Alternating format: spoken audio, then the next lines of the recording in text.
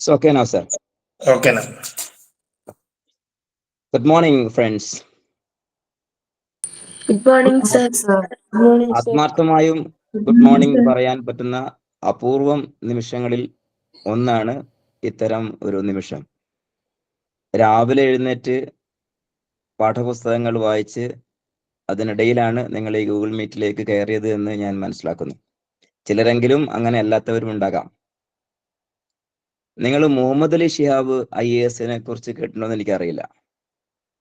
മുഹമ്മദ് അലി ശിഹാബ് മലപ്പുറംകാരനാണ്. ഒരു അനാഥ ബാലനായിരുന്നു.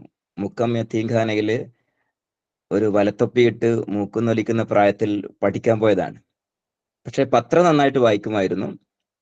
ഈ ജനറൽ നോളജിനോടൊരു താല്പര്യം ഉണ്ടായിരുന്നു. അതുകൊണ്ട് ക്വിസ് മത്സരത്തിലൊക്കെ പങ്കെടുത്ത് സമ്മാനം വാങ്ങുന്ന പതിവുണ്ടായിരുന്നു. 10ാം ക്ലാസ് പൊതുപരീക്ഷയിലൊക്കെ സാധാരണ മാർക്ക് വാങ്ങി ജയിച്ച കുട്ടിയാണ്. പക്ഷേ പ്രീ ഡിഗ്രിക്ക് ശേഷം LP UP സ്കൂൾ അധ്യാപകനാകാനുള്ള TTC കോഴ്സ് കഴിഞ്ഞ് ഒരു എയ്ഡഡ് സ്കൂളിൽ ഒരു UP സ്കൂൾ അധ്യാപകനായിട്ട് കയറാനായിരുന്നു മോഹം.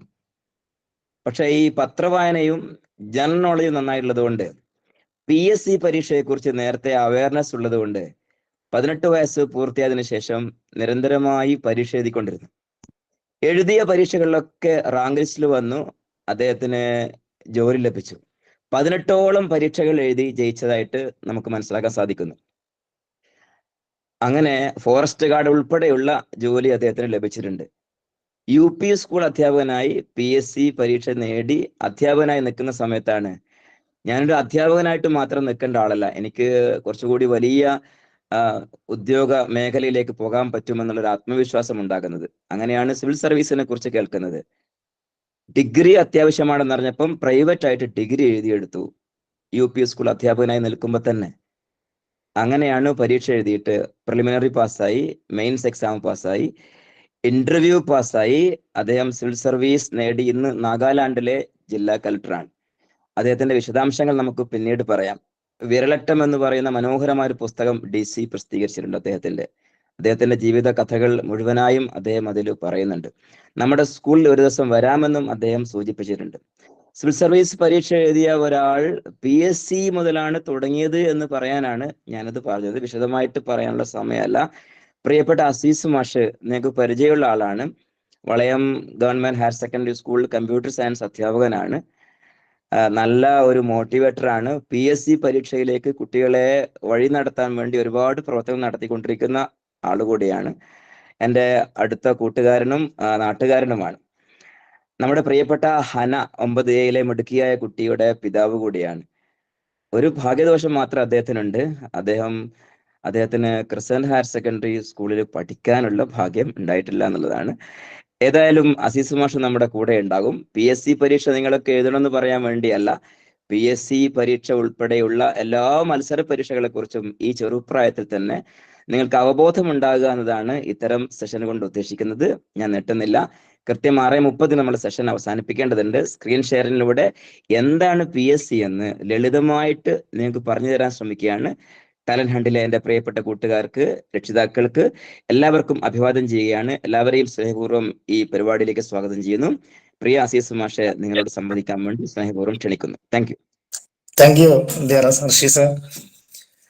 പ്രിയപ്പെട്ട മക്കളെ, good morning all of you. എല്ലാവരും ഇല്ലേ ലൈനില്? Morning. Good morning. Good morning. വളരെയേറെ സന്തോഷം. Good okay, morning, thank sir. You. Thank you, മതി. വളരെയേറെ സന്തോഷമുണ്ട്. ക്രസന്റ് ഹയർ സെക്കൻഡറി സ്കൂളില് ഇങ്ങനെ ഒരു പദ്ധതിയുടെ 3ാമത്തെ സെഷനിൽ തന്നെ നിങ്ങൾ അഡ്രസ് ചെയ്യാൻ പറ്റിയത്. ചുരുങ്ങിയ സമയം വലിയ കാര്യം പറയാനുള്ളത് കൊണ്ട് ഞാൻ പെട്ടെന്ന് കാര്യങ്ങൾ പറയും. പക്ഷേ ഈ ടാലന്റ് ഹണ്ടിനെ പറ്റി പറയാതിരിക്കാൻ പറ്റാത്തത് കൊണ്ട് ഒരു 2 മിനിറ്റ് സമയം അതിനു വേണ്ടി ഞാൻ ചെലവഴിക്കുകയാണ്. ഒരു ഹൈസ്കൂൾ പഠന കാലഘട്ടത്തിൽ തന്നെ, അതും 9ാം ക്ലാസ്, ഞാനിത് പറയുന്നത് വെറുതെ എൻ്റെ മകൾ പഠിക്കുന്ന സ്ഥാപനമായത് കൊണ്ടോ അല്ലെ എൻ്റെ നാട്ടിലുള്ള സ്ഥാപനമായത് കൊണ്ടല്ല പറയുന്നത്. 9ാം ക്ലാസ്സിലെ സമയത്ത് തന്നെ ഒരു വലിയ വിഷനോടുകൂടി ഇങ്ങനെ ഒരു പദ്ധതി, എനിക്ക് തോന്നുന്നത് ഋഷി സാറോട് സംസാരിച്ചപ്പോൾ അല്ലെങ്കിൽ ഈ ഒരു പദ്ധതിയെ മനസ്സിലാക്കിയപ്പോൾ ഈ പരിസര പ്രദേശങ്ങളിലൊന്നും ഇങ്ങനെ ഒരു പദ്ധതി നടക്കുന്നതായിട്ട് എൻ്റെ അറിവിലില്ല. ക്രസന്റ് ഹയർ സെക്കൻഡറി സ്കൂളിൽ മുമ്പ് ഇതുപോലെ ഒന്നും നടന്നതായിട്ടും അറിവില്ല. തീർച്ചയായിട്ടും ഒരുപക്ഷെ നിങ്ങളിൽ പലർക്കും സംശയം ഉണ്ടാവും എന്താണ് ഇതുകൊണ്ട് ഉദ്ദേശിക്കുന്നതെന്നുള്ളത്. ഞാൻ മനസ്സിലാക്കിയ ടാലന്റ് ഹണ്ട് എന്ന് പറയുന്നത്, ഞാൻ അതിന്റെ ഒരു ചെറിയൊരു ഒരു കേസ് സ്റ്റഡി പറഞ്ഞുകൊണ്ട് ഞാൻ തുടങ്ങാൻ ആഗ്രഹിക്കുകയാണ്. ഞാൻ ഇന്നലെയും രാത്രി എൻ്റെ മകളോട് ഇന്നലെ രാത്രി ഓപ്പണായിട്ട് പറയുകയാണെങ്കിൽ ഞാൻ ചോദിച്ചു എന്താണ് PSCയുടെ സെഷനെ പറ്റി ഇങ്ങനെ എടുക്കുന്ന സമയത്ത് ഫ്രണ്ട്സിന്റെ സംസാരം എന്താണ്, അപ്പൊ എന്തിനാണ് ഇത്ര ചെറിയ പ്രായത്തിൽ തന്നെ ഞങ്ങൾ ഈ PSC ഒക്കെ കേൾക്കേണ്ട ആവശ്യം എന്താണെന്ന്. അതുപോലെ ഒരു പക്ഷെ നിങ്ങൾ പിന്നെ അടുത്ത ദിവസങ്ങൾ മുതൽ കേൾക്കാൻ പോകുന്ന വലിയ വലിയ പരീക്ഷകൾ, വലിയ വലിയ സ്ഥാപനങ്ങളൊക്കെ എന്തിനാണ് കേൾക്കുന്നത് എന്ന് സംശയമുള്ള വളരെ അപൂർവ ചില ആളുകൾ ഒരുപക്ഷെ ഇതിലുണ്ടാകാം. ഇന്നലെ എനിക്കൊരു കോള് വന്നു. കോള് നമ്മുടെ പരിസര പ്രദേശത്തുള്ള നരിപ്പറ്റ ഹയർ സെക്കൻഡറി സ്കൂൾ പഠിച്ച ഒരു മിടുക്കിയുടെ കോളാണ്. ഇന്നലെ അല്ല, സോറി, മെനഞ്ഞാന്നാണ്. ഇന്നലെ എന്ന് പറയുമ്പോൾ കളവായി പോകല്ലോ. ആ കുട്ടിക്ക് കിട്ടിയ മാർക്ക് കേട്ടാൽ നിങ്ങൾ ഞെട്ടും. +1-ലും +2-ലും ചേർത്ത് സയൻസിലെ എല്ലാ വിഷയങ്ങൾക്കും, സയൻസ് കഴിഞ്ഞൊരു കുട്ടിയാണ്, എല്ലാ വിഷയത്തിലും ഫുൾ മാർക്കാണ്. 1200-ൽ 1196 മാർക്കാണ്. 4 മാർക്ക് മാത്രം കുറഞ്ഞത് ഇംഗ്ലീഷിലാണ്. ഒരു സയൻസ് വിദ്യാർത്ഥിയെ സംബന്ധിച്ചിടത്തോളം ഇംഗ്ലീഷിൽ ഒരു മാർക്ക് കുറഞ്ഞാൽ അത് പ്രശ്നമേ അല്ല, അവരുടെ ഹയർ സ്റ്റഡിയിൽ എവിടെയും അത് ബാധിക്കുന്നില്ല. ചുരുക്കത്തിൽ ഫുൾ മാർക്ക് വാങ്ങിയ ഒരു കുട്ടി എന്നോട് ചോദിക്കുകയാണ്, സർ ഞാൻ ഇനി എന്തിനാണ് പോവേണ്ടത്? ചോദിക്കുന്ന സമയം ശ്രദ്ധിക്കണം. അഡ്മിഷൻ തുടങ്ങിയിട്ടുണ്ട്, പല കുട്ടികളും കോഴ്സ് എടുത്തിട്ടുണ്ട്. ഇത്രയൊക്കെ മാർക്ക് വാങ്ങിയിരിക്കുന്ന ഒരു കുട്ടിക്ക് പോലും എന്തിന് പോകണം എന്ന കാര്യം മനസ്സിലാവുന്നില്ലെങ്കിൽ, അങ്ങനെ ഒരു കൺഫ്യൂഷൻ ഉണ്ടെങ്കിൽ, ഞാൻ ആ കുട്ടിയോട് ചോദിക്കാതെ ചോദിച്ചൊരു ചോദ്യമുണ്ട്, മോളെ നീ എന്തിനായിരുന്നു ഈ ഫുൾ മാർക്ക് വാങ്ങിയെന്നുള്ളത്.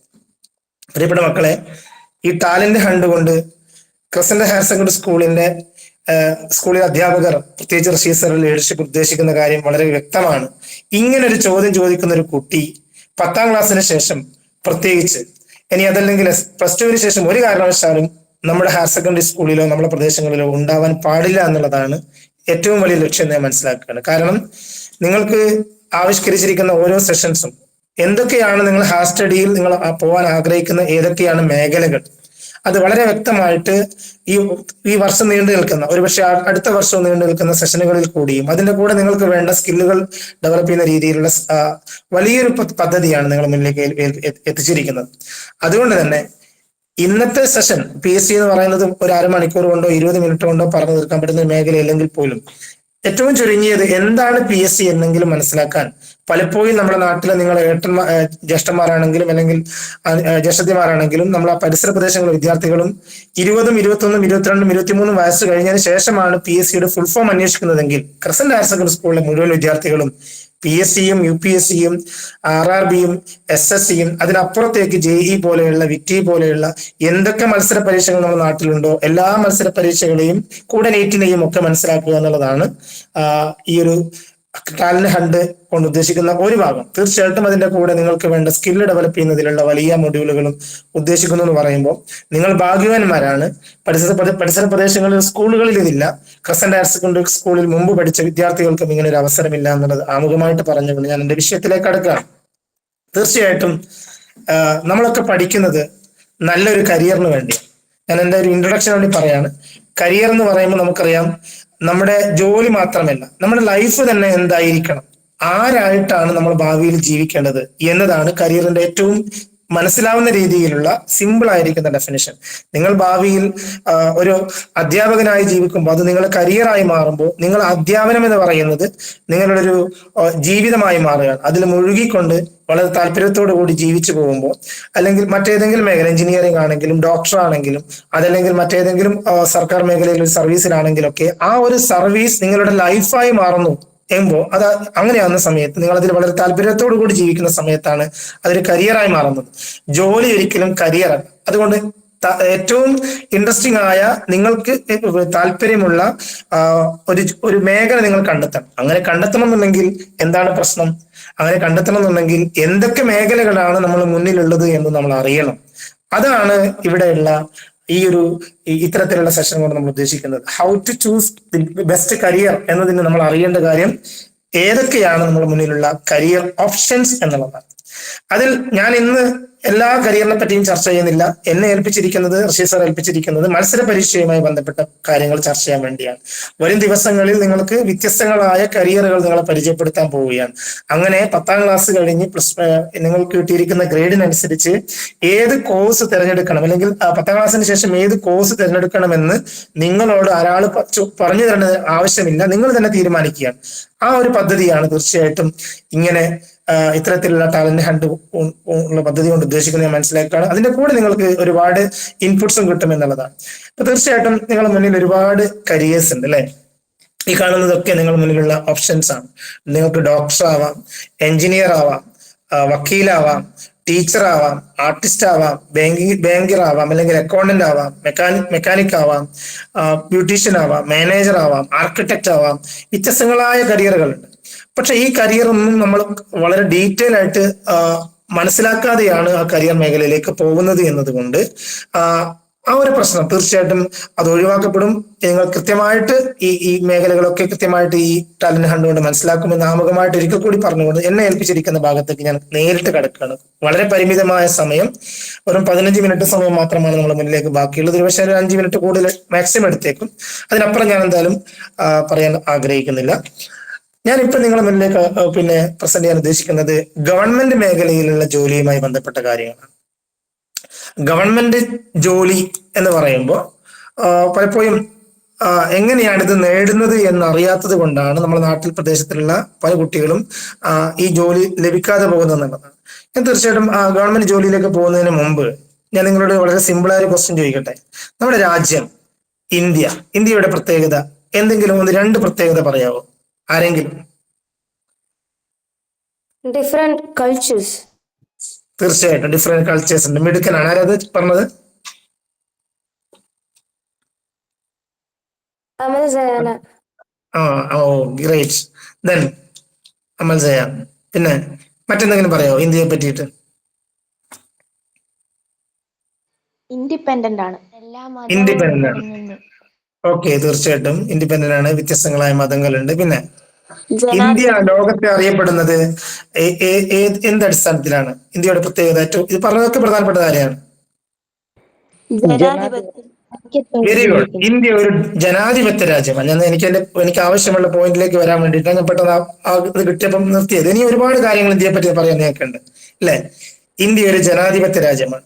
നിങ്ങൾക്ക് വേണ്ടത് ഇന്ത്യയിലെ ഒരു ഗവൺമെന്റ് ജോലിയാണെങ്കിൽ ഇന്ത്യ ഒരു ജനാധിപത്യ രാജ്യമാണെന്ന് പറയുമ്പോൾ ഇന്ത്യൻ ജനാധിപത്യത്തിന്റെ പ്രധാനപ്പെട്ട പില്ലേഴ്സ് ആയിട്ട് കണക്കാക്കപ്പെടുന്ന 3 കാര്യങ്ങളെ പറ്റി നിങ്ങൾക്ക് അറിയാവോ? കേട്ടിട്ടില്ലേ?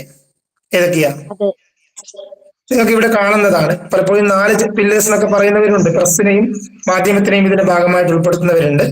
ലെജിസ്ലേറ്റീവും എക്സിക്യൂട്ടീവും ജുഡീഷ്യലുമാണ് ഇന്ത്യ എന്ന് പറയുന്നത് അല്ലെ. ഇന്ത്യ എന്നത് ഈ 3 കാര്യങ്ങൾ ചേർന്നതാണ്. ഇത് മനസ്സിലാവുന്ന കാര്യമല്ല, എല്ലാവർക്കും മനസ്സിലാവുന്നുണ്ടല്ലോ. ഞാൻ ഇതിനെപ്പറ്റി കൂടുതൽ പറയേണ്ട ആവശ്യമില്ലല്ലോ. ഇനി മനസ്സിലാവാൻ ആർക്കെങ്കിലും അറിയാത്തതുണ്ടെങ്കിൽ ഒരു മിനിറ്റ് കൊണ്ട് ഞാൻ പറയാം. ലെജിസ്ലേറ്റീവ് എന്ന് പറയുന്നത് നമ്മുടെ നിയമനിർമ്മാണ സഭകളാണ്. ഈ അടുത്ത് നടന്ന ലോക്സഭ, അതുപോലെ കുറച്ചു മുമ്പ് നടന്ന നിയമസഭ, അതാണ് പ്രധാനപ്പെട്ട നിയമനിർമ്മാണ സഭകൾ. പിന്നെ എക്സിക്യൂട്ടീവ്സിനെ പറ്റി അറിയാവോ? നിയമനിർമ്മാണ സഭകൾ എന്ന് പറയുന്നത് നമ്മൾ ജനങ്ങൾ തിരഞ്ഞെടുത്ത് പറഞ്ഞയക്കുന്ന, നമ്മളിപ്പം വടകര മണ്ഡലത്തിൽ ഷാഫി പറമ്പിലെ തിരഞ്ഞെടുത്ത് പറഞ്ഞയച്ചു അല്ലെ. കുറച്ച് മുമ്പ് നമ്മൾ നാദാപുരം മണ്ഡലത്തിൽ EK വിജയൻ എന്ന് പറയുന്ന MLA നമ്മൾ പറഞ്ഞയച്ചു. അപ്പോ അവരാണ് ഇവിടെ നമ്മുടെ രാജ്യത്ത് നിയമങ്ങൾ ഉണ്ടാക്കുന്നത്. സംസ്ഥാനത്താണെങ്കിൽ MLA മാരും ദേശീയ തലത്തിലാണെങ്കിൽ തീർച്ചയായിട്ടും MP മാരും ചേരുന്ന സഭയാണ് ഇവിടെ നിയമം ഉണ്ടാക്കുന്നത്. ആ നിയമം ഉണ്ടാക്കുന്ന സഭയെയാണ് നമ്മൾ ലെജിസ്ലേറ്റീവ് എന്ന് പറയുന്നത്. ഞാൻ അതിൽ കൂടുതൽ പോകുന്നില്ല, നമ്മുടെ വിഷയം അതല്ല. ഇനി ബാക്കിയുള്ള 2 മേഖലയിലേക്ക് ശ്രദ്ധിക്കുക, എക്സിക്യൂട്ടീവ്സും അതുപോലെ ജുഡീഷ്യലും. ഈ നിയമനിർമ്മാണ സഭയിലേക്ക് നമുക്ക് ഏതെങ്കിലും മത്സര പരീക്ഷകൾ എഴുതിയാൽ ഒരു മെമ്പറായിട്ട് എത്താൻ വേണ്ടി പറ്റില്ല. അപ്പൊ നമുക്ക് ഏതെങ്കിലും ഒരു പരീക്ഷ എഴുതിയതുകൊണ്ട് MP ആവാനോ MLA ആവാനോ വേണ്ടി പറ്റില്ല. പക്ഷെ ബാക്കി 2 മേഖല നിങ്ങൾ ശ്രദ്ധിക്കുക, എക്സിക്യൂട്ടീവ്സും അതുപോലെ ജുഡീഷ്യലും. എക്സിക്യൂട്ടീവ്സ് എന്ന് പറയുന്നത് ആദ്യം എന്താന്ന് പറയാം. നമ്മുടെ നാട്ടിൽ ഈ നിയമം നടപ്പിലാക്കുന്നതിന് വേണ്ടി നമ്മൾ ഒരുപാട് ഡിപ്പാർട്ട്മെന്റുകളുണ്ട്. നമുക്കറിയാം ഇന്ത്യ എന്ന് പറയുമ്പോൾ അല്ലെങ്കിൽ കേരളം എന്ന് പറയുമ്പോൾ ഒരുപാട് വകുപ്പുകൾ നമുക്ക് കാണാൻ വേണ്ടി സാധിക്കും. എഡ്യൂക്കേഷൻ ഡിപ്പാർട്ട്മെന്റ് കാണാം, പബ്ലിക് വർക്ക് ഡിപ്പാർട്ട്മെന്റ് കാണാം, റവന്യൂ കാണാം, അങ്ങനെ വ്യത്യസ്തങ്ങളായ വകുപ്പുകൾ, തൊഴിൽ വകുപ്പുകൾ കാണാം. ഇതിലൊക്കെ ഒരുപാട് ഉദ്യോഗസ്ഥന്മാരുണ്ട്. ഈ ഉദ്യോഗസ്ഥന്മാരാണ് എന്ത് ചെയ്യുന്നത്? നമ്മുടെ നാട്ടിൽ ഭരണം നടത്തേണ്ട ഉത്തരവാദിത്തമുള്ള ആളുകൾ. നിയമം ഉണ്ടാക്കുക എന്നുള്ളതല്ല, ആ നിയമം നടപ്പിലാക്കിക്കൊണ്ട് അല്ലെങ്കിൽ നാട്ടിൽ ഭരണം നടത്താൻ ഏൽപ്പിച്ചിരിക്കുന്ന ഉദ്യോഗസ്ഥർ, ഈ ഉദ്യോഗസ്ഥരെ നിയമിക്കുന്നത്, ഉദ്യോഗസ്ഥരെ തിരഞ്ഞെടുക്കുന്നത് പരീക്ഷയുടെ അടിസ്ഥാനത്തിലാണ്, മത്സര പരീക്ഷയുടെ അടിസ്ഥാനത്തിലാണ്. മറ്റൊരു ഭാഗം ജുഡീഷ്യറിയാണ്. ജുഡീഷ്യറിയെ തീർച്ചയായിട്ടും നമ്മൾ അഡ്രസ് ചെയ്യേണ്ടത് ടാലന്റ് ഹണ്ടിൽ വളരെ പ്രാധാന്യത്തോടു കൂടി അഡ്രസ് ചെയ്യേണ്ടത് മറ്റൊരു മേഖലയാണ്. റഷീദ് സർ ഓർമ്മിപ്പിക്കുകയാണ്, നമ്മുടെ പ്രദേശത്ത് ജുഡീഷ്യറിയിൽ അത്ര ആളുകൾ ഇല്ല എന്നുള്ളതും ഒരു യാഥാർത്ഥ്യമാണ്, പരിചയക്കുറവ് കൊണ്ടാണ്. അപ്പൊ തീർച്ചയായിട്ടും ജുഡീഷ്യറി എന്ന് പറയുന്നത് ഈ നിയമങ്ങളൊക്കെ നടപ്പിലാവുന്നു എന്ന് ഉറപ്പുവരുത്താൻ വേണ്ടിയുള്ള സംവിധാനമാണ്. ഉദാഹരണത്തിന് സിമ്പിൾ ആയിട്ട് പറഞ്ഞാൽ കോടതികൾ എന്ന് പറയാം, അല്ലെ? സുപ്രീം കോടതി മുതൽ ഹൈക്കോടതി മുതൽ ജില്ലാ കോടതി മുതൽ ഇങ്ങോട്ട് ഒരുപാട് കോടതികൾ നമുക്ക് കാണാൻ വേണ്ടി സാധിക്കും. ഇതിൽ എക്സിക്യൂട്ടീവ്സിലേക്ക് നമുക്ക് വരാം, ഉദ്യോഗസ്ഥന്മാരിലേക്ക് വരാം. ഇന്ത്യയിലെ 2 തരത്തിലുള്ള ഗവൺമെന്റ് ആണ്, നമുക്കൊക്കെ പരിചയമുള്ള കാര്യമാണ്. കേന്ദ്ര ഗവൺമെന്റും അതുപോലെ സംസ്ഥാന ഗവൺമെന്റും. കേന്ദ്ര ഗവൺമെന്റിലേക്കും സംസ്ഥാന ഗവൺമെന്റിലേക്കും ലക്ഷക്കണക്കിന് ഒഴിവുകളാണ്, ലക്ഷക്കണക്കിന് ആളുകളെയാണ് ഗവൺമെന്റ് ഉദ്യോഗസ്ഥരായിട്ട്, എംപ്ലോയീസ് ആയിട്ട് പോസ്റ്റ് ചെയ്യുന്നത്. ഇത് ആദ്യം മനസ്സിലാക്കണം. നേരിട്ട് PSC എന്ന് പറയുന്നത്, PSC എന്താന്ന് പറയാൻ വേണ്ടിയിട്ടാണ് ഇത് പറയുന്നത്. ഇന്ത്യ എന്ന് പറയുന്ന ജനാധിപത്യ രാജ്യത്തിന്റെ പ്രധാനപ്പെട്ട പില്ലറായ എക്സിക്യൂട്ടീവ്സിൽ, പ്രത്യേകിച്ച് എക്സിക്യൂട്ടീവ്സിൽ അതുപോലെ ജുഡീഷ്യറിയിലും ആളുകളെ തിരഞ്ഞെടുക്കുന്നത് 2 കാറ്റഗറിയാണുള്ളത്. ഒന്ന് സെൻട്രൽ ഗവൺമെന്റും മറ്റൊന്ന് സ്റ്റേറ്റ് ഗവൺമെന്റുമാണ്. ഈ സെൻട്രൽ ഗവൺമെന്റിൽ ജോലി കിട്ടാൻ വേണ്ടി നമ്മൾ എഴുതേണ്ട പരീക്ഷയുടെ പേരറിയോ ആർക്കെങ്കിലും? എനിബഡി? സെൻട്രൽ ഗവൺമെന്റ്, കേന്ദ്ര ഗവൺമെന്റ് എല്ലാവർക്കും അറിയാലോ അല്ലെ? കേന്ദ്ര ഗവൺമെന്റ് എന്ന് പറയുമ്പോൾ ഇന്ത്യയിലെ മൊത്തം ഭരണം നിയന്ത്രിക്കുന്നത് കേന്ദ്ര ഗവൺമെന്റ് ആണ്. സംസ്ഥാനത്തിൻ്റെതാണെങ്കിൽ ഇത് സ്റ്റേറ്റ് ഗവൺമെന്റ് ആണ്. എനിബഡി? കേന്ദ്ര ഗവൺമെന്റിന്റെ ജോലി കിട്ടാനുള്ള പരീക്ഷ സിവിൽ സർവീസ്. തീർച്ചയായിട്ടും UPSC ഏറ്റവും ഗ്ലാമറസ് ആയിരിക്കുന്ന പരീക്ഷയാണ്. നേരത്തെ റഷീദ് സർ സൂചിപ്പിച്ചിട്ടുണ്ട്, അതിനെപ്പറ്റി വളരെ വിശദമായിട്ട് തന്നെ നിങ്ങൾക്ക് പറയാൻ വേണ്ടി പോവാണ്. വരും ദിവസങ്ങളിൽ അതിൽ ഓരോന്നിനെ പറ്റിയും പ്രത്യേകം പറയേണ്ടത് തന്നെയുണ്ട്. അതിൽ വ്യത്യസ്ത സേവനങ്ങളുണ്ട്. IAS, IPS, IFS, IAS, IRS, IAS, അങ്ങനെ ഇഷ്ടംപോലെ കാറ്റഗറി UPSC-യിലുണ്ട്. അതിനുവേണ്ടി നമ്മൾ എഴുതേണ്ട പരീക്ഷ നമുക്കറിയാം, UPSC എക്സാം ആണ്. അതിന് വേണ്ട ക്വാളിഫിക്കേഷൻ ഡിഗ്രിയാണ്. അതൊക്കെ നമുക്ക് പിന്നീട് ചർച്ച ചെയ്യാം. ഇത് കേന്ദ്ര സർക്കാരിന് കീഴിലുള്ള പ്രധാനപ്പെട്ട ഏറ്റവും ഗ്ലാമറസ് ആയ ഏറ്റവും ടോപ്പ് ലെവലിൽ വരുന്നത് നമുക്കറിയാം UPSC പരീക്ഷ എഴുതിയ ആളുകളിൽ നിന്നാണ് IAS-കാരും IPS-കാരൊക്കെ വരുന്നത്. ഞാൻ അതിലേക്ക് കൂടുതൽ പോകുന്നില്ല. അതേപോലെ കേന്ദ്ര സർക്കാരിന് കീഴിൽ ഒരുപാട് ഓഫീസുകൾ നമുക്ക് കാണാൻ വേണ്ടി സാധിക്കും. NIA ഉണ്ട്, CBI ഉണ്ട്, കേട്ടിട്ടുണ്ടാവുമല്ലോ, എൻഫോഴ്സ്മെന്റ് ഡയറക്ടറേറ്റ് ഉണ്ട്, പോസ്റ്റൽ ഡിപ്പാർട്ട്മെന്റ്, ഇൻകം ടാക്സ് ഉണ്ട്, ഇങ്ങനെയുള്ള ഒരുപാട് ഓഫീസുകളുണ്ട്. ഇത്തരം ഓഫീസുകളിലേക്ക് നമുക്ക് ജോലി ലഭിക്കണമെന്നുണ്ടെങ്കിൽ നമ്മൾ PSC പരീക്ഷ എഴുതിയിട്ട് കാര്യമില്ല. PSC പരീക്ഷ വഴി നമുക്കത് ലഭിക്കില്ല. കേന്ദ്ര സർക്കാരിലെ അട്രാക്റ്റീവ് ആയിരിക്കുന്ന ജോലി ലഭിക്കാൻ വേണ്ടി നമ്മൾ എഴുതേണ്ട അല്ലെങ്കിൽ പരീക്ഷ ജോലി കൊടുക്കുന്ന ഏജൻസിയുടെ പേരാണെന്ത്? Staff selection commission. എന്തായാലും SSCയെ പറ്റി നിങ്ങൾക്ക് മറ്റൊരു സെഷൻ തരുന്നത് കൊണ്ട് ഞാൻ അതിനെപ്പറ്റി കൂടുതൽ പോകുന്നില്ല. ഞാനിത് പറഞ്ഞത് കേന്ദ്ര സർക്കാരിന് ജോലി ലഭിക്കാനുള്ള ഒരു പരീക്ഷയാണെന്ത്? UPSC. അത് ഏറ്റവും ക്ലാസ് A എന്നാ പറയാ. ആ ഒരു കാറ്റഗറിയിലുള്ള ജോലി നമ്മൾ വിളിക്കുന്നത് ക്ലാസ് A എന്നാണ്. ഇനി അതിന് 2ാം കാറ്റഗറിയിൽ വരുന്ന മിനി സിവിൽ സർവീസ് എന്നാണ് SSCയെ പറ്റി പറയാ. Mini civil service, staff selection commission. ഇതിൽ ആർക്കൊക്കെ ജോലിയുണ്ട്? മേലെ പറഞ്ഞ UPSC എഴുതാൻ ഡിഗ്രിയാണ് ആവശ്യമെങ്കിൽ SSC പരീക്ഷ എഴുതാൻ നിങ്ങൾ 10ാം ക്ലാസ്സുകാരനാവാണെങ്കിൽ എഴുതാൻ പറ്റും, +2-നും പറ്റും, ഡിഗ്രിക്കാരന് പറ്റും, ഇനി ഏതെങ്കിലും ഡിപ്ലോമ ഉള്ള ആളുകൾക്ക് പറ്റും. ആയിരക്കണക്കിന് ഒഴിവാണ് വിളിച്ചിരിക്കുന്നത്. നിങ്ങളുടെ വീട്ടിൽ, നിങ്ങളുടെ കുടുംബത്തിൽ ആരെങ്കിലും, നിങ്ങളുടെ ബന്ധത്തിൽ ആരെങ്കിലും ഡിഗ്രി കംപ്ലീറ്റ് ചെയ്തിരിക്കുന്ന ആരെങ്കിലും ഉണ്ടെങ്കിൽ അവരോട് നിങ്ങൾ ചോദിക്കണം, SSC വിളിച്ചിട്ടുണ്ടല്ലോ, ഡിഗ്രി ക്വാളിഫിക്കേഷൻ ഉള്ള CGL വിളിച്ചിട്ടുണ്ടല്ലോ, 15ാം തീയതിയാണല്ലോ ലാസ്റ്റ് ഡേറ്റ്, നിങ്ങൾ അപേക്ഷിച്ചോ എന്ന് ചോദിക്കണം കേട്ടോ. ഇപ്പൊ നിലവിലുള്ള അവസ്ഥയാണ്. നമ്മളെ വിഷയം SSC അല്ല. ഇനി അതല്ല, കേന്ദ്ര സർക്കാരിൽ വേറെ വലിയൊരു മേഖലയാണ് റെയിൽവേ റിക്രൂട്ട്മെന്റ് എന്ന് പറയുന്നത്, അല്ലെ റെയിൽവേ എന്ന് പറയുന്നത്. ലക്ഷക്കണക്കിന് ആൾക്കാർ ജോലി ചെയ്യുന്ന വേറൊരു മേഖലയാണ് റെയിൽവേ. അതിന് നമ്മൾ PSC പരീക്ഷ എഴുതിയിട്ട് കാര്യമില്ല, SSC പരീക്ഷ എഴുതിയിട്ട് കാര്യമില്ല. അതിന് RRB, റെയിൽവേ റിക്രൂട്ട്മെന്റ് ബോർഡിന്റെ പരീക്ഷ എഴുതണം. കഷ്ടം എന്ന് പറയട്ടെ, വാണിമേലിൽ പോലും മേലെ പറഞ്ഞ SSCയിൽ, പ്രിയപ്പെട്ട മക്കൾ നിങ്ങൾ ഇത് തിരുത്തണം, ഈ SSCയിൽ നിലവിൽ വാണിമേലിൽ CGL വഴി ജോലി ലഭിച്ചിരിക്കുന്ന ഒരാൾ മാത്രമേ ഉള്ളൂ. നാദാപുരം മണ്ഡലത്തിൽ വളരെ അപൂർവ ആളുകളേ ഉള്ളൂ. എന്നാൽ ഇപ്പൊ 20,000-ന് മുകളിൽ ഒഴിവിലേക്കാണ് ആളുകളെ വിളിച്ചിരിക്കുന്നത്. എന്തുകൊണ്ട് SSCയിലേക്ക് നമ്മൾ എത്തിയില്ല? നമുക്കറിയില്ല, നമുക്കാരും പറഞ്ഞു തന്നിട്ടില്ല, എനിക്കാരും പറഞ്ഞു തന്നിട്ടില്ല. ഞാൻ SSCയെ പറ്റി മനസ്സിലാക്കുന്നത് PSC വഴി ജോലി ലഭിച്ച 5-6 വർഷത്തിന് ശേഷമാണ്. അപ്പൊ ഇനി റെയിൽവേയിൽ ഇഷ്ടംപോലെ ജോലികൾ, ഇതെല്ലാ മേഖലയിലും ആളുകൾക്കും ഉണ്ട്. റെയിൽവേയിൽ നിങ്ങൾക്ക് ഡോക്ടർ ആണെങ്കിലും അല്ലെങ്കിൽ എഞ്ചിനീയർ ആണെങ്കിലും ഒക്കെ നിങ്ങൾക്ക് റെയിൽവേയിൽ ജോലി ലഭിക്കാം. റെയിൽവേ എന്ന് പറയുമ്പോൾ ഏതെങ്കിലും ഒരു 10ാം ക്ലാസ് മാത്രമല്ല, എല്ലാ ക്വാളിഫിക്കേഷൻ ആളുകൾക്കും റെയിൽവേയിൽ ജോലിയുണ്ട്. എല്ലാ ക്വാളിഫിക്കേഷൻ ആളുകൾക്കും ഈ SSCയിൽ ജോലിയുണ്ട്. ഇനി അത് ആർമിയിലേക്ക് വരും. ഇതും കേന്ദ്ര സർക്കാരുമായിട്ട് ബന്ധപ്പെട്ടതാണ്, ഇന്ത്യൻ ആർമിയുമായി ബന്ധപ്പെട്ട്. അഗ്നിവീർ നിങ്ങൾ കേട്ടിട്ടുണ്ട്. അതല്ലാത്ത എഞ്ചിനീയേഴ്സിന് ഉൾപ്പെടെ വളരെ അട്രാക്റ്റീവ് ആയിരിക്കുന്ന ജോലി ലഭിക്കുന്ന വേറെ മേഖലയാണ്. അങ്ങനെ പ്രധാനപ്പെട്ട ഈ 3 എക്സാമുകൾ, ഇനിയും വേറെ എക്സാംസ് ചെറിയ ചെറിയ എക്സാമുകളൊക്കെ ഉണ്ട്. 4 എക്സാമുകൾ നമ്മൾ ചർച്ച ചെയ്തു അല്ലെ. ഇതൊക്കെ കേന്ദ്ര സർക്കാരിലേക്ക് ജോലി ലഭിക്കുന്ന കാര്യമാണ്. എന്നാൽ നമ്മൾ കേരളത്തിലേക്ക് വരിക. നിങ്ങൾ എവിടെയെങ്കിലും കണ്ട പരിചയം ഉണ്ടോ ഈ ഓഫീസ്? മേൽ തന്നെ ഉണ്ടല്ലോ അല്ലെ, പേര് കാണുന്നില്ലേ? ഏതായത് വാണിമേൽ ഗ്രാമപഞ്ചായത്ത് ഓഫീസാണ് അല്ലെ. ഇനി നിങ്ങൾക്ക് വേറെ ഓഫീസ് കാണിച്ചു തരാം. ഈ 2 ഓഫീസ് കണ്ടിട്ടുണ്ടോ? നമ്മളെ വാണിമേൽ വില്ലേജ് ഓഫീസാണ്. അപ്പുറത്ത് നിങ്ങൾക്ക് കാണാം പരപ്പൂരുള്ള ഗവൺമെന്റ് ഹോസ്പിറ്റലാണ്, പ്രൈമറി ഹെൽത്ത് സെന്റർ ആണ് അല്ലെ. ഇങ്ങനെ ഒരുപാട് ഓഫീസുകൾ. ഇത് നിങ്ങൾക്ക് കാണാം. ഇത് ഏത് സ്കൂളാണെന്നറിയോ? വെള്ളിയോട്. Very good. വെള്ളിയോട് ഹൈസ്കൂളും അപ്പുറത്ത് കാണുന്ന ഹയർ സെക്കൻഡറി ബിൽഡിങ്ങുമാണ്. ഇങ്ങനെ നമ്മളെ പഞ്ചായത്തിൽ തന്നെ ഇനി കൃഷി ഓഫീസ് ഉണ്ട് അല്ലെ. ഇഷ്ടം പോലെ ഗവൺമെന്റ് ഓഫീസുകൾ നിങ്ങൾക്ക് കാണാം.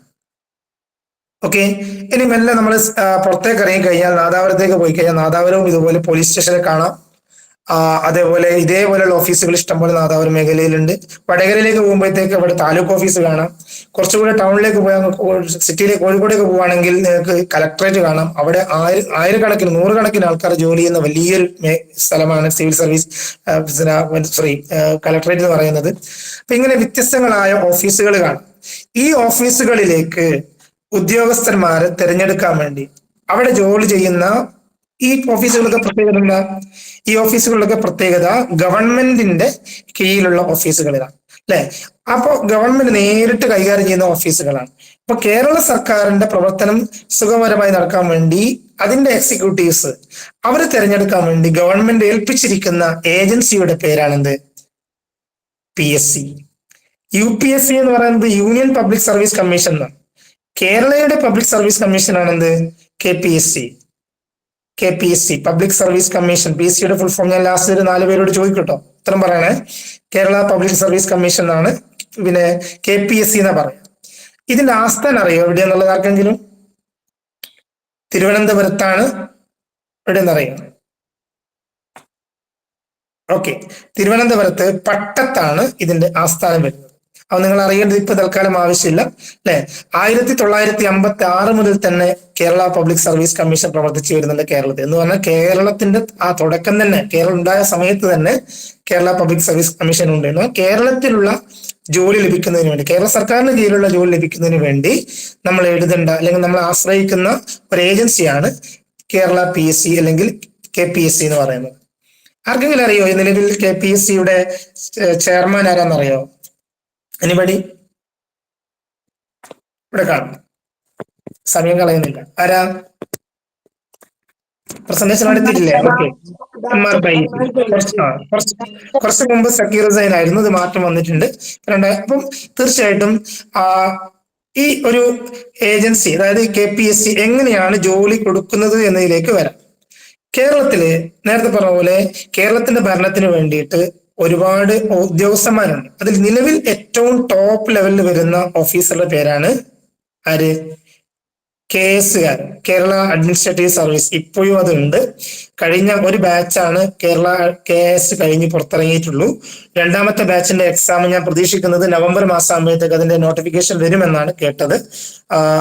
ഏറ്റവും ടോപ്പ് ലെവലിൽ വരുന്നത് നമ്മൾ ഇന്ത്യയുടെ IAS എന്ന് പറയാം. ഇന്ത്യയിലെ IAS പോലെ കേരളത്തിലെ IAS ആണ്, കേരളത്തിന്റെ IAS ആണ് KS എന്ന് പറയുന്നത്. ഇപ്പൊ KS വലിയൊരു ജോലിയാണ്.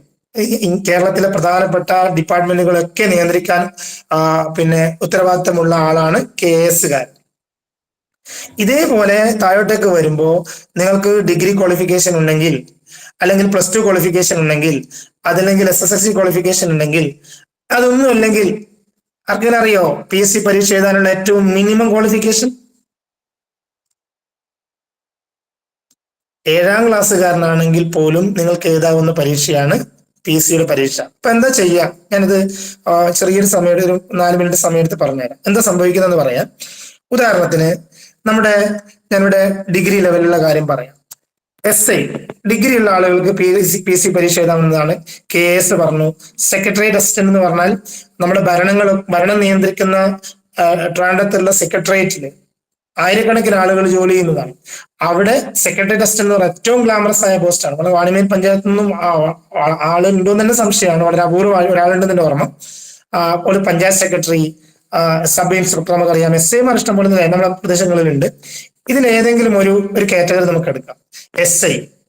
നമുക്ക് കേരളത്തിനൊരു 100 SI മാരെ വേണം. പെട്ടെന്ന് തന്നെ ഈ വർഷം 100 SI മാർ എന്ത് ചെയ്യാണ്, റിട്ടയർ ആവുകയാണ്. അപ്പൊ 100 SI മാർ വേണം. അപ്പൊ എന്താ ചെയ്യാ? കേരളത്തില് ഈ SI മാരെ കാര്യം കൈകാര്യം ചെയ്യുന്ന ഡിപ്പാർട്ട്മെന്റ്, ഇന്റേണൽ അഫയേഴ്സ്, ആഭ്യന്തര വകുപ്പ് എന്ത് ചെയ്യുന്നാൽ PSCയോട് പറയും, ഞങ്ങൾക്ക് 100 SI മാർ വേണം. അപ്പൊ 100 SI മാരെ വേണമെന്ന് പറയുന്ന സമയത്ത് PSC എന്ത് ചെയ്യും?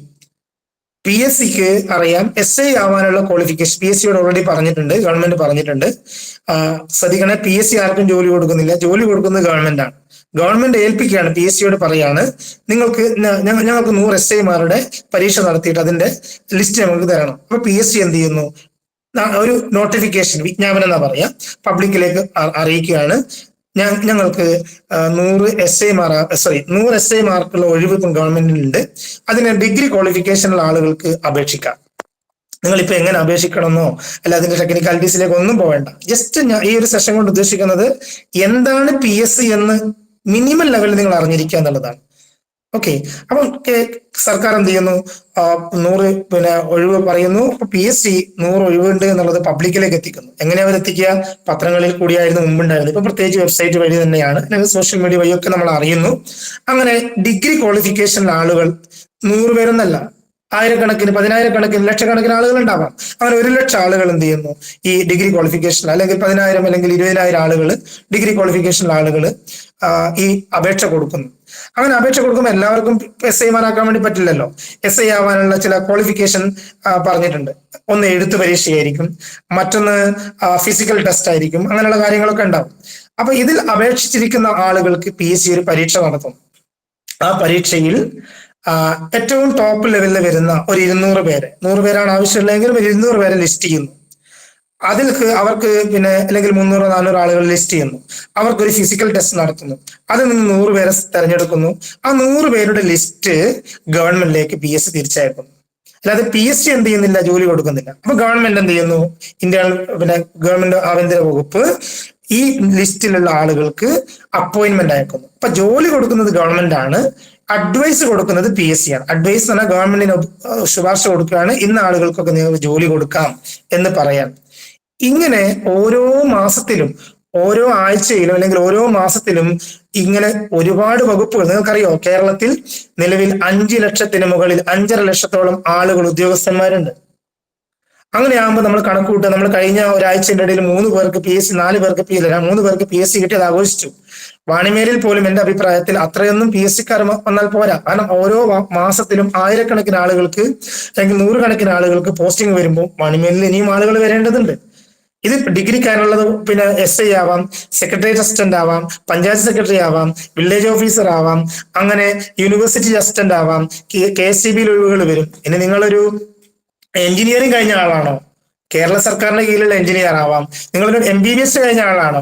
അങ്ങനെയാണെങ്കിൽ കേരള സർക്കാരിന്റെ കീഴിലുള്ള ഗവൺമെന്റ് ഹോസ്പിറ്റലിൽ നിങ്ങൾക്ക് ഡോക്ടർ ആവാം. ഇനി നിങ്ങളൊരു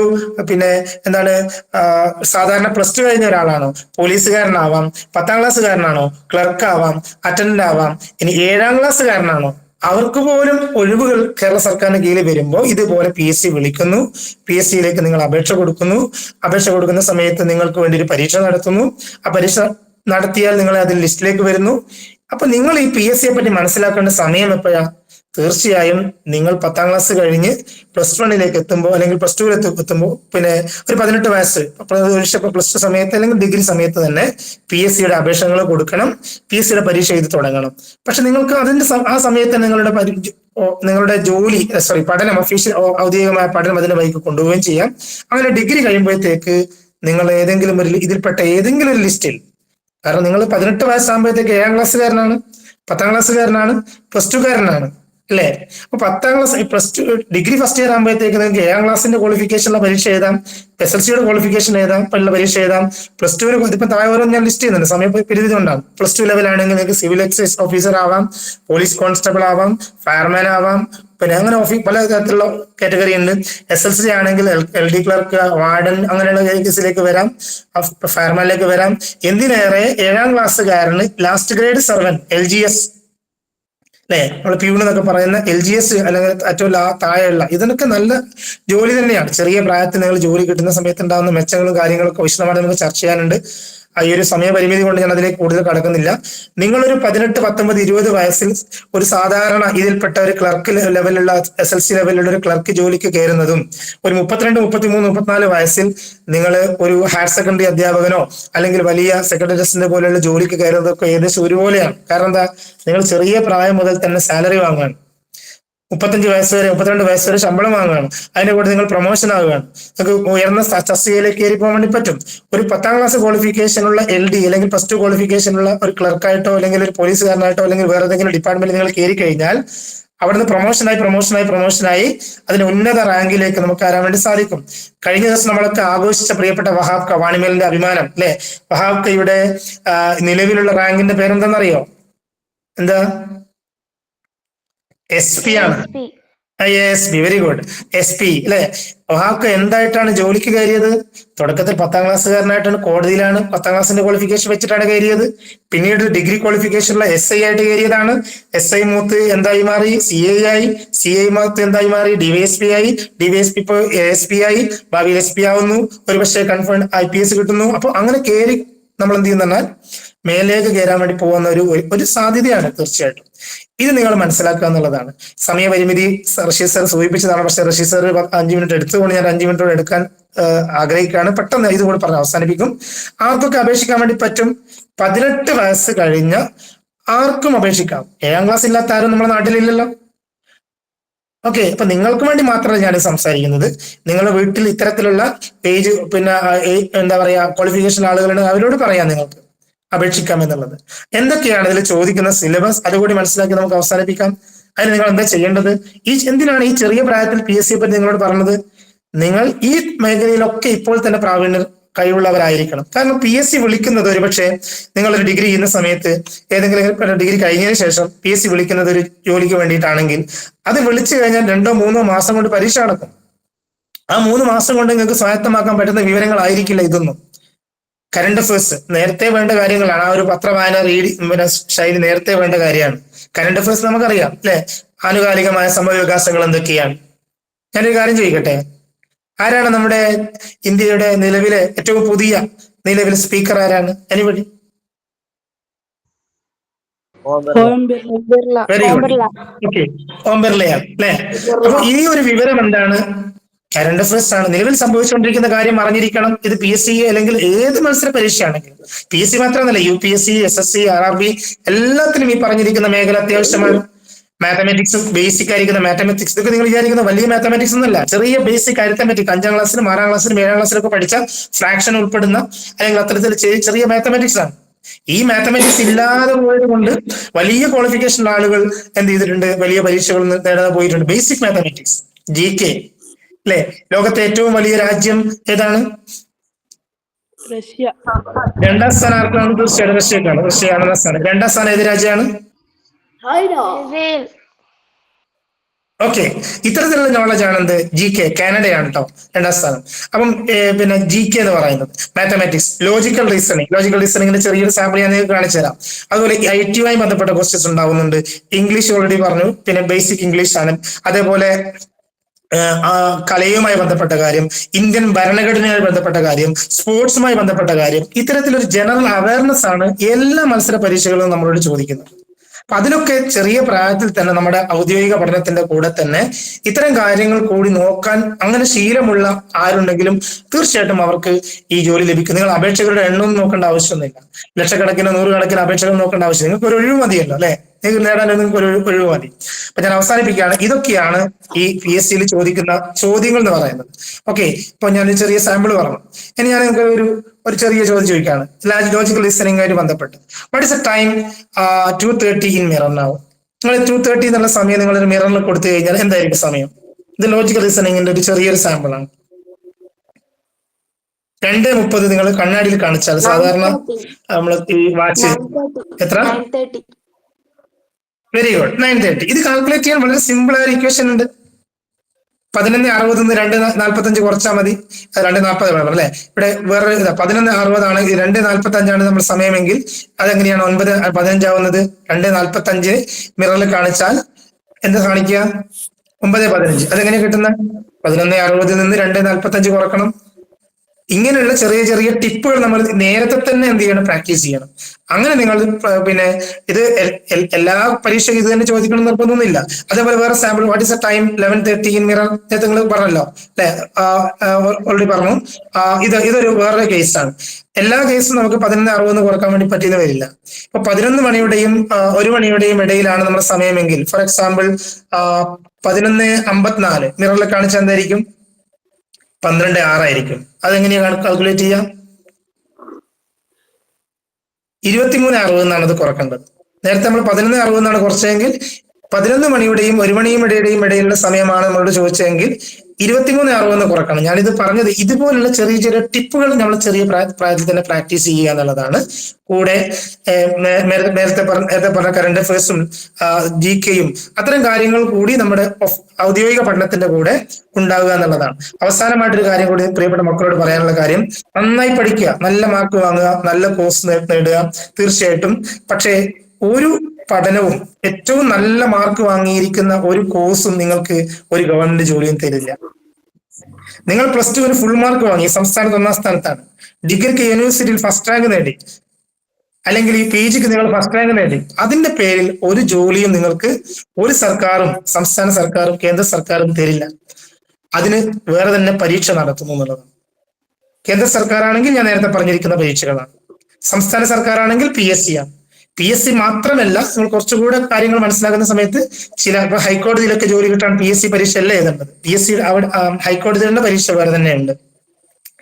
അപ്പൊ അങ്ങനെ ഈ പരീക്ഷകളെ മനസ്സിലാക്കി നിങ്ങളുടെ പഠനത്തിന്റെ കൂടെ PSCയും UPSCയും ഇത്തരം കാര്യങ്ങൾ കൂടി മനസ്സിലാക്കി മുന്നോട്ട് പോകുക എന്നുള്ളതാണ് പറയാനുള്ളത്.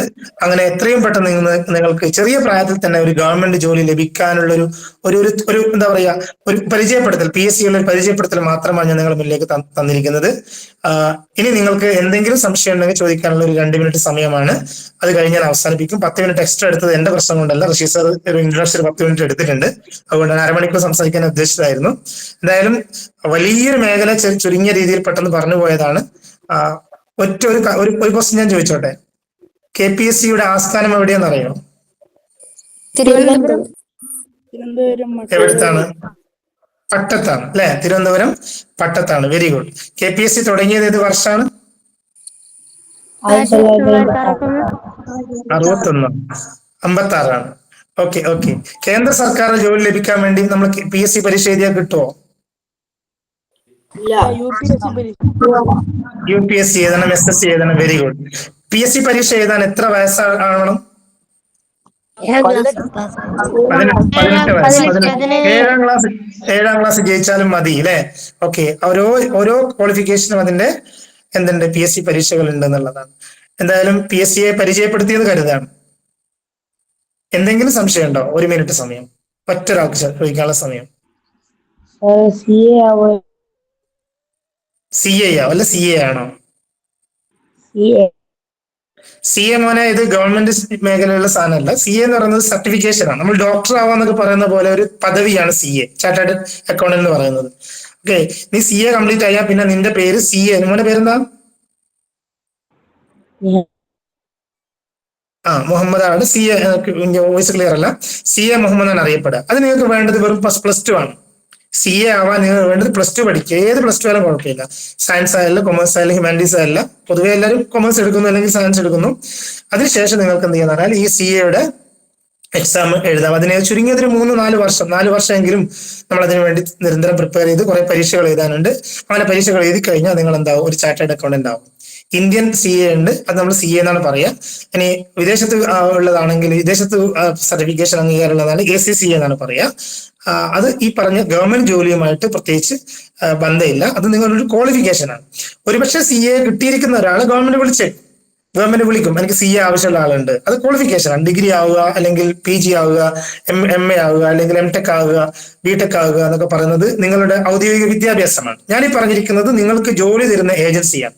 ഗവൺമെന്റ് ജോലി ലഭിക്കാൻ ഈ പറഞ്ഞിരിക്കുന്ന ഏതെങ്കിലും ക്വാളിഫിക്കേഷൻ ആവശ്യം വരും. ഞാൻ എൻ്റെ ഒരു കാര്യം പറയാം. ഞാനിപ്പോൾ ഹയർ സെക്കൻഡറി അധ്യാപകനാണ്, +2 അധ്യാപകനാണ്. ഞാൻ എൻ്റെ ചെറിയ പ്രായത്തിൽ 25-ാമത്തെ വയസ്സിൽ തന്നെ എനിക്ക് ഗവൺമെന്റ് സർവീസ് ജോലി കിട്ടിയിട്ടുണ്ട്. അത് എനിക്ക് ജോലി തന്നത് ഗവൺമെന്റ് ആണ്. അതിന് അവർ ആവശ്യപ്പെട്ടത് PG ആണ്, MSc കമ്പ്യൂട്ടർ സയൻസ് ആണ്. അപ്പൊ അത് കംപ്ലീറ്റ് ചെയ്ത് കഴിഞ്ഞാൽ എന്ത് ചെയ്യുന്നാൽ അവർ ഗവൺമെന്റ് വിളിക്കും. ഇതുപോലെ നീ CA കംപ്ലീറ്റ് ചെയ്ത് കഴിഞ്ഞാൽ ഗവൺമെന്റ് മേഖലയിൽ നിനക്ക് ജോലി ആവശ്യമുണ്ടെങ്കിൽ, ഗവൺമെന്റിന് CA-കാരന് ആവശ്യമുണ്ടെങ്കിൽ ഗവൺമെന്റ് എന്ത് ചെയ്യും, PSC എന്ത് ചെയ്യും, CA-കാരനെ വിളിക്കും, അല്ലെങ്കിൽ SSC PSC CA-കാരനെ വിളിക്കും.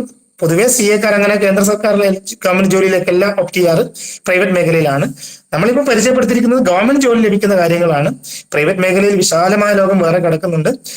അതൊക്കെ തീർച്ചയായിട്ടും നിങ്ങൾ വരും ദിവസങ്ങളിൽ പരിചയപ്പെടുത്തും. ഒരിക്കൽ കൂടി ടാലന്റ് ഹണ്ട് എന്നുള്ള വലിയ പ്രൊജക്ടിനെ അഭിനന്ദിക്കുകയാണ്, മനസ്സറിഞ്ഞ് അഭിനന്ദിക്കുകയാണ്. ഒരു കാര്യം കൂടി പറഞ്ഞോട്ടെ, ക്രസന്റ് ഹയർ സെക്കൻഡറി സ്കൂൾ, ഞാനിത് പറയുന്നത് ഒരുപക്ഷെ ചിലപ്പം പ്രയാസം ഉണ്ടാക്കുന്ന കാര്യമാണെങ്കിലും പറയാതിരിക്കാൻ നിർവാഹമില്ല. ക്രസന്റ് ഹയർ സെക്കൻഡറി സ്കൂളിൽ കഴിഞ്ഞ കുറെ വർഷങ്ങളായിട്ട് പ്രിയപ്പെട്ട മക്കൾ പഠിച്ചു പോകുന്നുണ്ട്. വെള്ളിയൂർ സ്കൂൾ നല്ല മക്കൾ പഠിച്ചു പോകുന്നുണ്ട്. മികച്ച മാർക്ക് വാങ്ങിയിരിക്കുന്ന ആളുകൾ പഠിച്ച് പുറത്തിറങ്ങുന്നുണ്ട്. പക്ഷേ അവരൊക്കെ പോകുന്നത് വെറും ഒരു മേഖലയിലേക്ക് മാത്രമാണ്. ഭൂരിഭാഗം ആളുകളും 60-70% ആളുകളും പോകുന്നത്, മിടുക്കരധികവും, അത് നീറ്റിലേക്കാണ്. ആ നീറ്റ് പോയതിൽ കഴിഞ്ഞ വർഷം നമ്മൾ പോസ്റ്റർ അടിച്ചത് 5 പേർക്കാണ്. അതിൽ 3 പേർക്കാണ് നീറ്റ് കിട്ടിയത്. ഈ വർഷം പോസ്റ്റർ അടിച്ചത് ഒരു കുട്ടി കഴിഞ്ഞ വർഷവും പോസ്റ്റർ അടിച്ച കുട്ടിയാണ്. പക്ഷെ ഒരുപാട് പേര്, 100 കണക്കിന് ആളുകൾ പോയിട്ടാണ് 1-2 അത് പോകുന്നത് ആരാന്നും കൂടി മനസ്സിലാക്കണം. മികച്ച മക്കളാണ്, അവർ പോകണ്ടെന്നുള്ളതല്ല, എല്ലാവരും ഇതിലേക്ക് പോകുന്നു, നീറ്റിലേക്ക് പോകുന്നു എന്ന് പറയുന്നതിന്റെ ഒരു കാരണം മേഖലകൾ അറിയാത്തത് കൊണ്ടാണ്. ഇനിയും വ്യത്യസ്ത മേഖലകൾ നമ്മൾ മുന്നിലേക്കുണ്ട്. നിങ്ങൾ നീറ്റിന് പോകണ്ടെന്നുള്ളതല്ല. JEE പോകുമ്പോൾ, JEE അഡ്വാൻസിന് പോകുമ്പോൾ, കഴിഞ്ഞ JEE അഡ്വാൻസിന്റെ റിസൾട്ട് വന്നപ്പോൾ ഒരാൾ പോലും ഈ വാണിമേൽ പഞ്ചായത്തിൽ ക്ലിയർ ആയ അല്ലെങ്കിൽ വലിയ റാങ്ക് വാങ്ങിയ ആളില്ല എന്നുള്ളത് സങ്കടകരമായ ഒരു വാർത്തയാണ്. അപ്പോ JEE അഡ്വാൻസ് ഒക്കെ പോയി കഴിഞ്ഞാൽ നിങ്ങൾക്ക് ഒരു വർഷത്തിൽ 1.3 അല്ലെങ്കിൽ 1.2 crore, അതായത് 1.25 കോടി രൂപ ശമ്പളത്തോടു കൂടി 20-21 വയസ്സാകുമ്പോഴത്തേക്ക് ജോലി ലഭിക്കുന്ന വലിയൊരു മേഖലയാണ് IIT-കൾ എന്ന് പറയുന്നത്, IIIT-കൾ എന്ന് പറയുന്നത്, VIT-കൾ എന്ന് പറയുന്നത്. പ്രിയപ്പെട്ട റംസി, ഇപ്പം VIT പഠിക്കുന്ന നിങ്ങളെ പൂർവ്വ വിദ്യാർത്ഥിയാണ്. VIT-കൾ എന്ന് പറയുന്നത്, ഇന്ത്യൻ ഇൻസ്റ്റിറ്റ്യൂട്ട് ഓഫ് സയൻസ് എന്ന് പറയുന്നത്, ഇന്ത്യൻ സ്റ്റാറ്റിസ്റ്റിക്കൽ ഇൻസ്റ്റിറ്റ്യൂട്ട്, നമ്മൾ പ്രിയപ്പെട്ട മുഹമ്മദ് പഠിക്കുന്ന statistical institute, Chennai mathematical institute, IISER, ഇഷ്ടംപോലെ സ്ഥാപനങ്ങൾ നമ്മൾ മുന്നിൽ കിടക്കുമ്പോൾ അതൊക്കെ പരിചയപ്പെടുത്തുന്നതിന് വേണ്ടി കൂടി ആണ് ഈ ഒരു വലിയ പദ്ധതി. അതുകൊണ്ട് നിങ്ങളിത് രാവിലെ എല്ലാ ദിവസവും ഇങ്ങനെ 3-ാമത്തെ ദിവസം എല്ലാവരും എഴുന്നേറ്റ് വന്നിട്ടുണ്ട്. തുടർന്നുള്ള ദിവസങ്ങൾ നിങ്ങൾ എഴുന്നേറ്റ് വരുമ്പോഴാണ്, സജീവമായിട്ട് പങ്കെടുക്കുന്ന സമയത്താണ് ഈ പദ്ധതിയുമായിട്ട് മുന്നോട്ട് പോകാൻ സ്കൂളിനും പ്രിയപ്പെട്ട റഷീദ് സാറിനൊക്കെ താല്പര്യം ഉണ്ടാവുക. നിങ്ങൾ ഒരിക്കൽ കൂടി അഭിനന്ദിക്കുകയാണ് രാവിലെ തന്നെ വന്ന് എന്നെ കേട്ടതിൽ. PSC ആണ് ഞാൻ പറഞ്ഞിട്ടുള്ളൂ, അത് കുറഞ്ഞേ പറഞ്ഞിട്ടുള്ളൂ എന്ന് പരിചയപ്പെടുത്തൽ മാത്രമാണ്. അതുപോലെ ഒരുപാട് മേഖലകൾ ഇനിയും തുടർന്ന് നിങ്ങൾക്ക് പരിചയപ്പെടാനുണ്ട്. പരിചയപ്പെടുക, നിങ്ങൾ തീരുമാനിക്കുക നിങ്ങൾ എന്താവണം എന്നുള്ളത്. Okay, thank you. Thank U Asif sir. വളരെ പരിമിതമായ സമയത്തിനകത്ത് ഗവൺമെന്റ് ജോലിയുമായി ബന്ധപ്പെട്ടിട്ടുള്ള ഏജൻസികളെ പരിചയപ്പെടുത്തുകയായിരുന്നു. ദേശീയ തലത്തിലും സംസ്ഥാന തലത്തിലുള്ള ഒരു ഓട്ടപ്രദക്ഷിണമാണ് ഇതിലൂടെ കടന്നുപോയത്. PSC കുറിച്ച് ലഘുവായിട്ട് മാത്രമാണ് പറഞ്ഞത്. വരും ദിവസങ്ങളിൽ തുടർ സെഷനുകൾ ഇതുമായിട്ട് ബന്ധപ്പെട്ടുണ്ടാകുമെന്ന് പറയുകയാണ്. പ്രിയപ്പെട്ട കുട്ടികളെ, നിങ്ങളൊരു PSC പരീക്ഷ എഴുതി ജോലി ചെയ്യാൻ വേണ്ടിയല്ല അധിക പേരുള്ളത്, ഉന്നതമായ കരിയർ മേഖലയിലേക്ക് കടന്നു പോകേണ്ടവരാണ്. പക്ഷെ 18 വയസ്സ് ആയിക്കഴിഞ്ഞാൽ നിങ്ങൾ PSC പരീക്ഷയെ ശ്രദ്ധിക്കും, UPSCയെ നിങ്ങൾ കാണും, SSCയെ നിങ്ങൾ കാണും, RRBയെ നിങ്ങൾ അറിയും. നിങ്ങളുടെ ക്വാളിഫിക്കേഷൻ അനുസരിച്ച് നിങ്ങൾ മത്സര പരീക്ഷകൾ എഴുതിക്കൊണ്ടേയിരിക്കും. അതിനുള്ള പരിശീലനമാണ് ഈ 23-ാം തീയതി നടക്കുന്ന ടെസ്റ്റിൽ. ഇംഗ്ലീഷിലെ ബേസിക് ക്വസ്റ്റ്യൻ ഉണ്ടാകും. നിങ്ങൾക്ക് സാർ ഇപ്പം പരിചയപ്പെടുത്തിയ മാറ്റുമായി ബന്ധപ്പെട്ട ക്വസ്റ്റ്യൻ ഉണ്ട്, ബേസിക് മാത്സ് ഉണ്ട്, സോഷ്യൽ സയൻസ് ഉണ്ട്. നിങ്ങളിപ്പോൾ പഠിക്കുന്ന വിഷയങ്ങളെ ആസ്പദമാക്കിയുള്ള GK ഉണ്ടാവും. അപ്പോൾ പരീക്ഷാ പരിശീലനം ഇപ്പൊ തന്നെ തുടങ്ങുകയാണ്. 18 വയസ്സായാൽ നിങ്ങൾ എഴുതിക്കൊണ്ടിരിക്കും, അപ്പോഴും തുടർ പഠനം നടത്തിക്കൊണ്ടേയിരിക്കും. നിങ്ങളുടെ കരിയറിൽ എത്തുമ്പോഴേക്ക് ഒരുപാട് ജോലി സാധ്യതകളിലേക്ക് നിങ്ങൾ അതിന്റെ വാതിൽക്കൽ വന്ന് നിൽക്കുന്ന മനോഹരമായ കാഴ്ച സ്വപ്നം കണ്ടുകൊണ്ട് ഇന്നത്തെ ഈ മോർണിംഗ് സെഷൻ നമുക്ക് അവസാനിപ്പിക്കാം. അസീസ് മാഷ്ക്ക് പ്രത്യേകം നന്ദി. കൃത്യസമയത്ത് ഗൂഗിൾ മീറ്റിൽ കയറുകയും അവസാന സമയം വരെ ഇതിൽ നിൽക്കുകയും ചെയ്ത പ്രിയപ്പെട്ട കൂട്ടുകാരെയും ഇതിന് സാക്ഷിയായ രക്ഷിതാക്കളെയും അഭിവാദ്യം ചെയ്തുകൊണ്ട് അവസാനിപ്പിക്കുന്നു. Thank you all. Thank you. Thank you thank U. Thank you, sir. Thank you, sir. Thank you, sir. Thank you, sir. Thank you, sir. Thank you, sir. Welcome welcome.